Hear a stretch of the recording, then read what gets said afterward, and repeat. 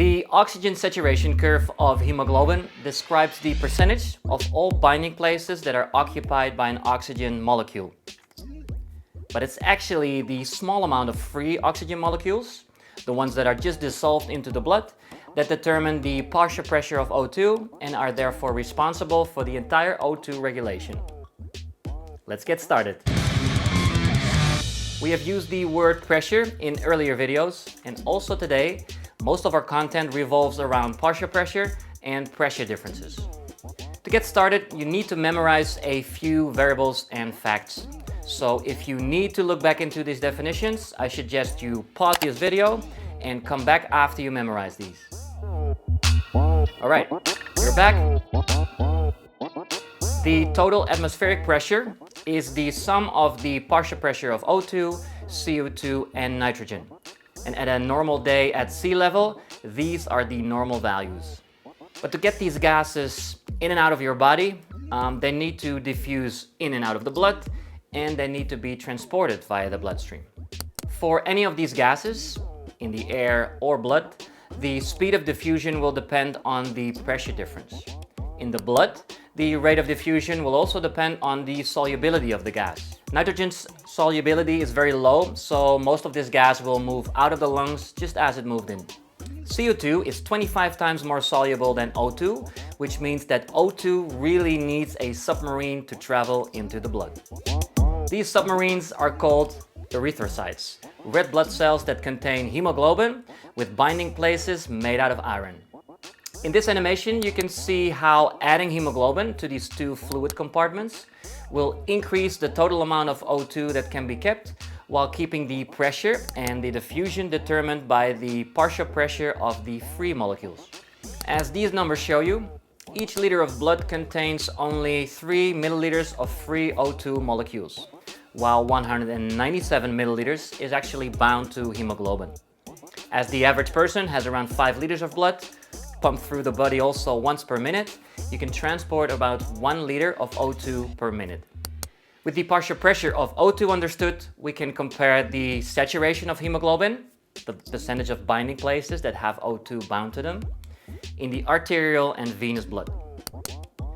The chemical composition of hemoglobin will naturally cause the saturation to drop when PO2 is low, and that is exactly when the body needs it.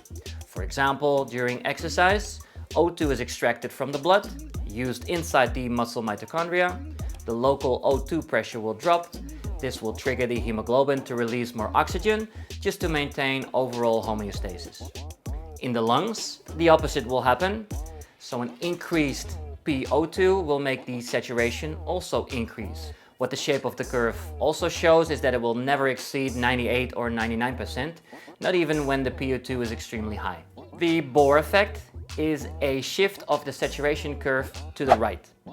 This shift is triggered by different variables, all associated to what happens during exercise. Increased pCO2, increased temperature, increased 2,3-DPG, increased acid, or a decreased pH.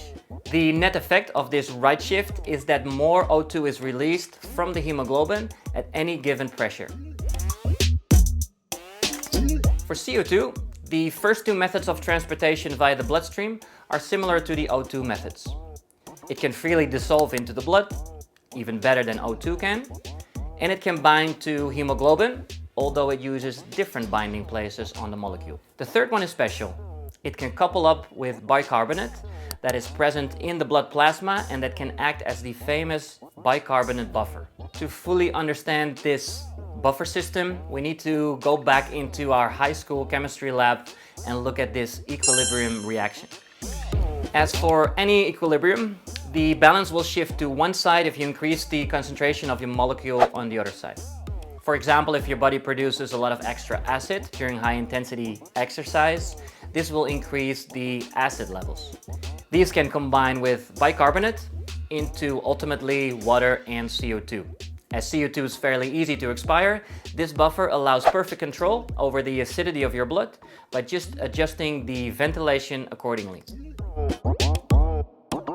So how is this entire system regulated? As you can see, it's a very sophisticated system, full of monitors and feedback mechanisms. In relation to the chemical feedback, it is the peripheral chemoreceptors that monitor the changes in O2, acid, and CO2. The central chemoreceptors respond only to CO2, and therefore also acid, but not to O2, which means that our body does not respond so well to changes in PO2. For normal people, at rest, the cost of breathing is fairly small. Even during exercise, the cost of breathing is relatively small, but it will go up as ventilation goes up. During exercise, you can nicely see all the input and control mechanisms in place. In general, the body's ventilation will always match the energy consumption, but even at maximum intensity, you will not see that the maximum ventilation capacity is reached. In some cases, you can even see some hyperventilation, which just confirms that in healthy people, ventilation is never a limiting factor during exercise. All right. It is now time for me to put some theory into practice and work on my red blood cells. I'm gonna go for a run. This was Friday Physiology. Enjoy the weekend.